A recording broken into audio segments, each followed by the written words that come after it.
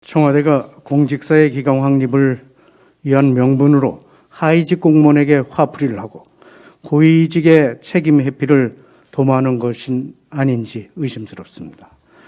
청와대는 민정수석실, 국무총리실, 감사원이 역할을 분담해서 중앙부처 및 지자체 공무원 그리고 전국의 공공기관 임직원들의 직권을 남용한 인사 및 이권 개입 행위에 대해서 집중 감찰 방침을 밝혔습니다.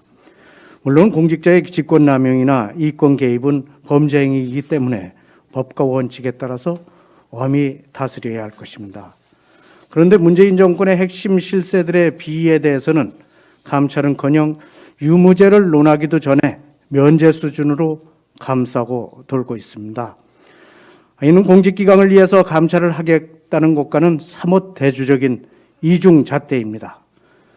레임덕에 들어간 문 정권이 정권 최상위 클래스에 득실되는 탐관오리들의 부정부패를 덮기 위해서 진흙탕인 윗물은 쏙 빼놓고 아랫물인 하위직급을 올가매려는 여론 호도용 꼼수 감찰 퍼포먼스는 아닌지 의심의 눈초리를 보낼 수밖에 없는 상황입니다. 대표적으로 2달 가까이 공석 상태인 검찰총장의 경우 특정 인사를 염두에 둔 공석이라는 것이 중론에 가깝습니다. 그런데 그 특정 인사야말로 청와대가 감찰하겠다는 공직자의 직권남용의 표본이라고 할 만큼 자신의 직을 이용해서 이 정권의 방탄수호대가 됐고 김학의 전 법무차관의 불법 출금에 깊이 관여한 피의자이기도 합니다. 청와대 공직사회 기강 확립 원칙에 따른다면 이성윤 중앙지검장이야말로 핵심 감찰 대상이 될 수밖에 없습니다. 그런데 감찰은커녕 검찰총장이라는 검찰 최고의 감투를 눈앞에 두고 있는 인물입니다.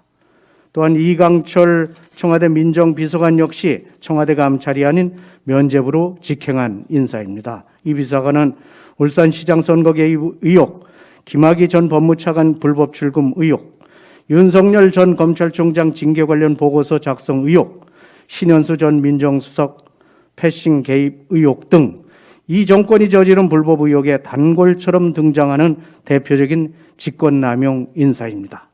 그런데도 청와대는 이 비서관에 대한 특별한 조치 없이 오히려 이 비서관이 있는 민정수석실에서 감찰을 주도하겠다고 합니다. 명백한 감찰 대상자가 감찰을 주도한다고 하니 블랙 코미디가 따로 없습니다. 뿐만 아니라 전효관 청와대 문화비서관의 이권 개입 의혹은 마르지 않는 샘물처럼 쏟아지고 있습니다. 전 비서관은 자신이 설립한 회사의 일감을 몰아준 전형적인 셀프 특혜 의혹에 휩싸였는데 이번에는 문체부 산하 재직 당시에도 같은 회사의 일감을 몰아준 일이 새롭게 밝혀졌습니다. 이쯤 되면 습관성 일감 몰아주기, 일상화된 이권 개입이 아닐 수 없습니다. 울산시장 선거 개입 등 정권을 향한 수사는 각종 무리수를 동원해서 무마하고 대통령 친인척과 측근 비위를 감찰할 청와대 특별감찰관은 4년째 비워두고 있는 청와대가 과연 누구를 감찰을 하겠다는 겁니까? 문재인 정권에 엄중 경고합니다.